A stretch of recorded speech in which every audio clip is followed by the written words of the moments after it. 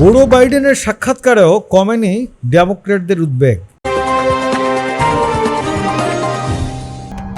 বয়স বেশি হয়ে যাওয়ায় দেশ পরিচালনায় নিজের সক্ষমতা নিয়ে দেখা দেওয়া উদ্বেগ, আলোচনা সমালোচনা নানাভাবে চেষ্টা করেও থামাতে পারছেন না যুক্তরাষ্ট্রের প্রেসিডেন্ট জো বাইডেন। বিশেষ করে আসন্ন প্রেসিডেন্ট নির্বাচনে রিপাবলিকান প্রার্থী ডোনাল্ড ট্রাম্পের বিপক্ষে প্রথম বিতর্কে বাইডেন তাকে দুর্বলভাবে উপস্থাপন করার পরে উদ্বেগ বেড়েছে।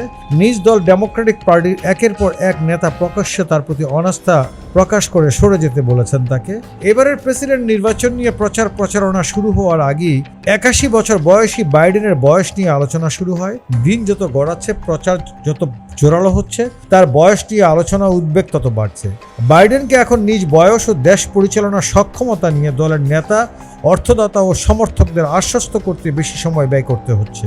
দলের নেতা ও সমর্থকদের উদ্বেগ কমাতে গত শুক্রবার রাতে বাইডেন এবিসি নিউজকে একটি সাক্ষাৎকারও দেন। যদিও নির্বাচনের আগে প্রেসিডেন্ট প্রার্থীরা সাধারণত এই ধরনের সাক্ষাৎকার দেন না।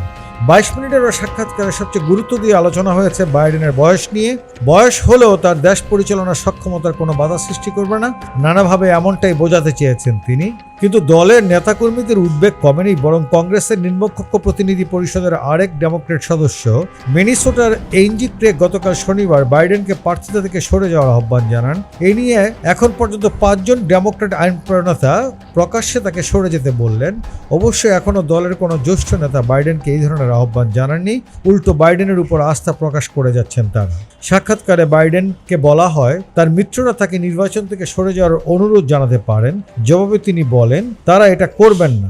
সাক্ষাৎকার গ্রহীতা স্টেফানোপৌলোস আরেক দফা প্রেসিডেন্ট হিসেবে তাকে দায়িত্ব পালনে বাইডেনের সক্ষমতা নিয়ে জানতে চান। এই সময় বাইডেন বলেন, আমি মনে করি না এই নির্বাচনের প্রেসিডেন্ট হওয়ার কিংবা জেতার যোগ্য আমার চেয়ে বেশি কেউ আছেন।